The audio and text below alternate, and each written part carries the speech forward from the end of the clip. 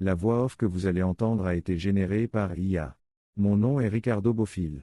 Je suis né en 1939 et j'ai été élevé dans un esprit de rébellion.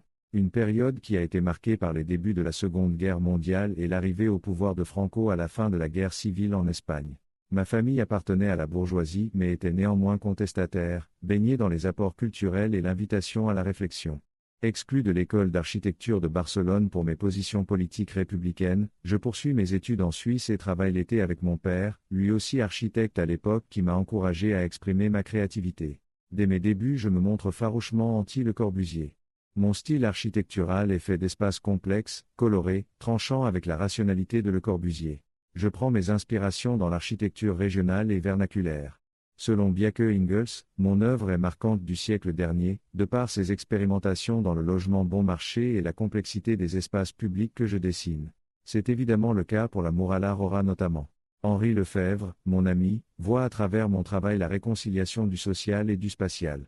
Du régionalisme critique au postmodernisme, ma personnalité ainsi que le travail de mon studio ont beaucoup évolué au cours de ma vie. À la création du studio Talley de Architectura dans les années 1960, je m'entoure d'une équipe hétéroclite sociologue, poète, écrivain. De cette introduction, nous en tirons la problématique suivante à laquelle nous tenterons de répondre: suis-je un essayiste ou un opportuniste? Dans le cas de Talley de Architectura, l'implication dans les mouvements sociaux du moment et la réponse aux problèmes contemporains est importante. Les changements et périodes au sein de Talley de Architectura ont fait penser que nous ne faisions que suivre les tendances du moment, mais l'analyse montre qu'ils sont l'objet de recherches historiques et d'une signature unique qui s'affranchit des tendances en cours. Chez moi, la fonction ne détermine pas la forme, qui peut être utilisée de différentes manières. La recherche de l'organisation géométrique, dans certains cas l'utilisation d'équations a même rendu inutile de dessiner des plans. Comme je l'ai dit, j'ai été marqué par le contexte de l'après-guerre d'Espagne, les nouvelles constructions étaient de très mauvaise qualité et se développaient sans plan directeur. Mais la nécessité pratique de faire des blocs d'appartements n'obligeait en rien à ce que les niveaux et les façades se répètent dans une monotonie. Les travaux de ma première équipe ont d'ailleurs montré que ça ne coûtait pas plus cher non plus. L'opportunité des villes nouvelles m'a permis de rendre réelles ces utopies dans les années 1970. Pour comprendre quelle est ma vision de l'architecture, plongeons-nous dans l'ouvrage L'architecture d'un homme, 1978. Je reviens sur La ville dans l'espace, un programme de logement qui aurait dû se réaliser à Madrid au début des années 1970 pour moi, ce devait être une alternative au modèle de logement traditionnel. En rupture avec le bloc rationaliste. Le travail sur les compositions géométriques y est poussé jusqu'à des formules mathématiques génératrices de formes. J'envisage des composants fabriqués sur place plutôt qu'en passant par la préfabrication pour plus de liberté. Le principe d'autogestion permet aux futurs habitants de modeler leurs espaces selon leur volonté grâce au principe de cellules minimales d'habitation à agencer. Le projet n'a cependant pas abouti à cause de conflits avec les pouvoirs politiques. L'expérience d'avant-garde de Talley se réalisera à travers Waldenset, livré en 1975, avec un travail sur l'oblique. C'est à la fois un monument et un village, mais dans la société c'est l'individu qui prime, il ne faut pas tomber dans une forme de communauté hippie déresponsabilisant. La cellule de base est pensée pour un individu adulte. L'idée de propriété partagée des espaces communs en faisant l'acquisition d'une part n'a pu être retenue. Au contraire de Madrid, l'architecture est orientée vers l'intérieur, avec très peu d'ouverture, favorisant le comportement individuel. J'étais curieux de voir l'influence de mon architecture sur les habitants, qui se retrouvent à participer à une expérience de laboratoire à taille réelle.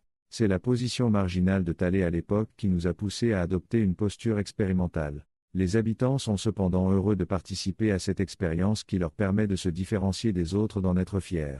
Mais il y a aussi de la révolte, le sentiment d'avoir été utilisé sans avoir donné de consentement. Waldenset est pour moi comme un objet dans le paysage, posé et détaché du tissu urbain pour marquer sa présence. Il n'y a pas d'ordonnancement des façades, car si l'agencement choisi est harmonieux, il peut être fait n'importe comment. À l'époque, le principe est de ne jamais répéter le même projet et la même échelle. Finalement, Talley a abandonné l'approche esthétique type Waldenset, utopique à la fin des années 1970, et la recherche d'une géométrie non conventionnelle, trop compliquée à mettre en place. Selon mes propres mots, on peut analyser une société à partir de ses structures mais aussi par une lecture des formes qu'elle produit. À l'envers, on peut lire le capitalisme dans les formes de New York. Faire un choix de forme, c'est donc faire un choix de société. La Muralla Roja, ou Muraille Rouge en français, est située dans le quartier de la Manzanera dans la ville de Calpe sur la côte méditerranéenne espagnole. La construction de ce qui ressemble à une citadelle érigée sur les falaises de la Costa Blanca a été finalisée en 1973 bien que selon mes propres mots son design est déjà daté d'une dizaine d'années. On y trouve 50 logements avec terrasses réparties sur 7000 m² de surface, plusieurs toits-terrasses et même un sauna, un solarium et une piscine en toiture. L'accumulation d'escaliers, les différents niveaux et l'aspect labyrinthique de l'ensemble évoquent la maison aux escaliers de l'illustrateur M.C. Escher. L'apparence de l'ouvrage fait clairement référence à l'architecture vernaculaire des villes méditerranéennes d'Afrique du Nord, et à la Casbah, édifice défensif. Le choix des couleurs sur les façades extérieures et intérieures permet de contraster avec son environnement ou au contraire d'y faire référence. On trouve différentes teintes de bleu et violet à l'intérieur et une palette de rose, rouge et orange à l'extérieur, permettant de faire ressortir certains éléments. Le rouge rompt avec les immeubles aux alentours et fait référence à la terre tandis que le bleu évoque la mer et le ciel. Par le passé, Bofill avait déjà fait appel à des références régionales comme pour le quartier Gaudi à Tarragone ou encore le Plexus.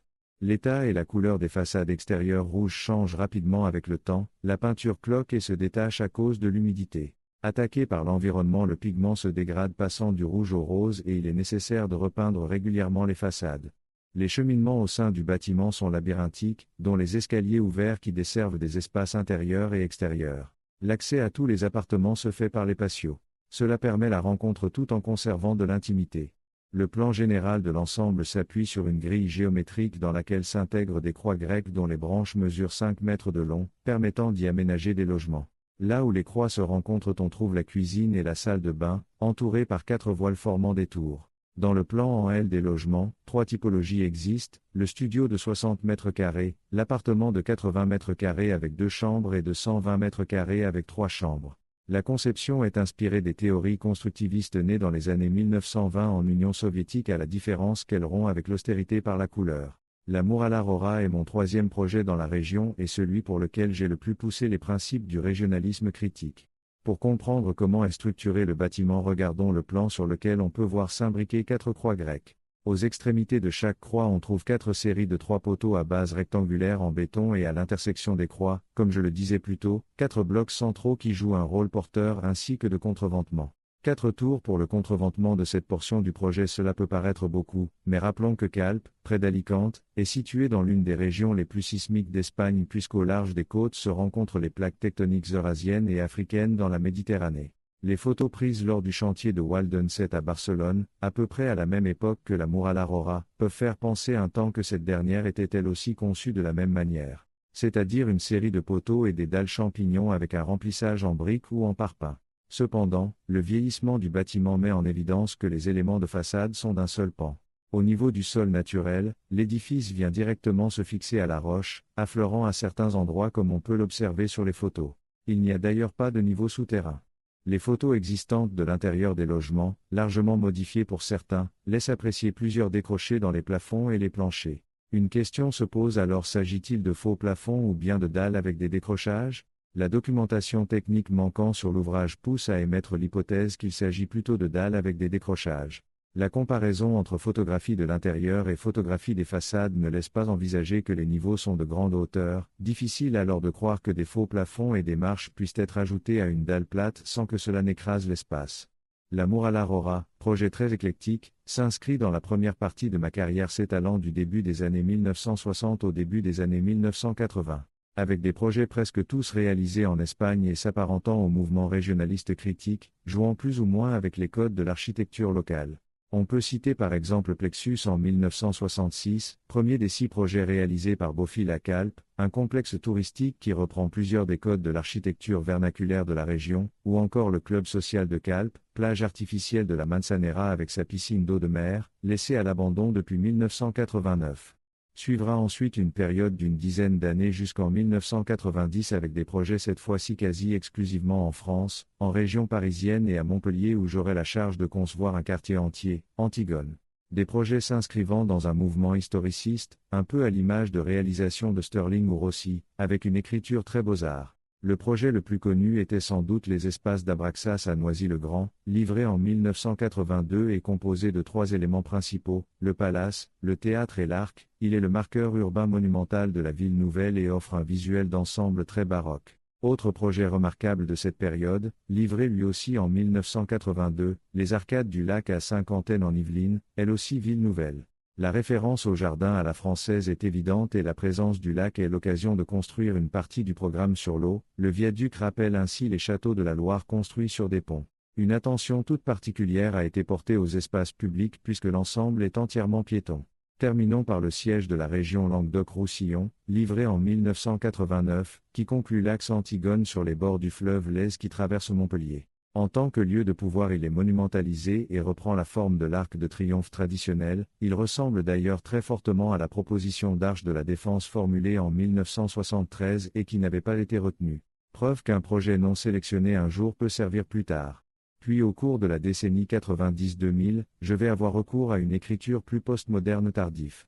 On retrouve des patterns communs dans plusieurs de ces projets sans que cela ne soit motivé ni par le pays ou la région dans laquelle s'implante le projet, ni par le programme. Je laisse beaucoup plus la part belle aux façades vitrées tout en conservant des principes postmodernes et vides comme le fronton ou la colonne. On peut citer le 77 West Walker Drive, immeuble de bureaux de 50 étages situé dans le quartier des affaires à Chicago, que je définis moi-même comme moderne classique. Le projet respecte la tradition de gratte-ciel en verre américain à laquelle se marie du granit blanc. Aoyama Palacio est également un bon exemple pour décrire ce tournant, puisque l'édifice offre un aspect extérieur très similaire au projet précité, ne lui manque que 37 étages et le couronnement. Aussi, ce n'est certes plus du granit blanc mais du béton qui l'imite très bien tout de même. Le lieu également appelé Gucci Building accueille par ailleurs des entreprises de mode haut de gamme, des banques et des assurances d'importance. Déjà à cette époque la commande s'oriente pour partie vers le luxe et les grandes entreprises, citons au cours de la même période la réalisation du siège des parfums Dior à Paris ou la banque BNP Paribas, toujours à Paris.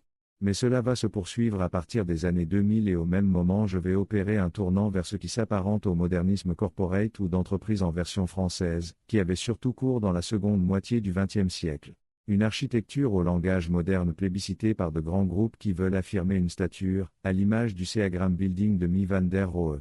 Même si l'UE n'est pas une entreprise, citons la Porte, un programme de 2 tours jumelles en métal et verre de bureau qui marque le début du quartier accueillant les institutions européennes au Luxembourg. Ou encore l'hôtel W de Barcelone en 2009, qui appartient au groupe d'hôtels de luxe à l'international W Hotels. Situé à l'entrée du port et haut de 26 étages, il est immanquable depuis la plage de la Barceloneta. On peut noter presque comme intrus au sein de mes dernières réalisations avant ma mort en 2022, l'université Mohamed VI Polytechnique au Maroc en 2016 et surtout la résidence de la paix au Sénégal en 2010, qui accueille un programme de logement à prix abordable. Ces 2 projets s'inspirent de la culture architecturale locale et renvoient à la période régionaliste critique de mes débuts. Comme nous avons pu le constater en remontant ma carrière, une constante ressort le caractère anti-international de mon écriture architecturale que j'ai maintenue pendant près de 40 ans, jusqu'au début des années 2000. Des projets portant ma marque, avec une cohérence entre mouvement et situation géographique, avant de passer à une écriture correspondant plus au courant majoritaire et peut-être plus dépersonnalisée. Alors que dans la première partie de ma carrière mon ressemble à un vrai travail d'essayiste, attaché au contexte régional, orienté vers le résidentiel et l'expérimentation formelle pour tenter de bousculer les modes de vie de manière consciente, les réalisations de la deuxième partie de ma carrière vont consister en majorité à répondre à la commande de riches groupes privés, dans le luxe, la banque, les assurances, l'hôtellerie, dans un style international que certains pourraient me reprocher d'être déraciné et monotone. La dimension sociale a perdu sa place. Difficile de définir une carrière telle que la mienne essayiste, opportuniste, ou bien l'un, puis l'autre.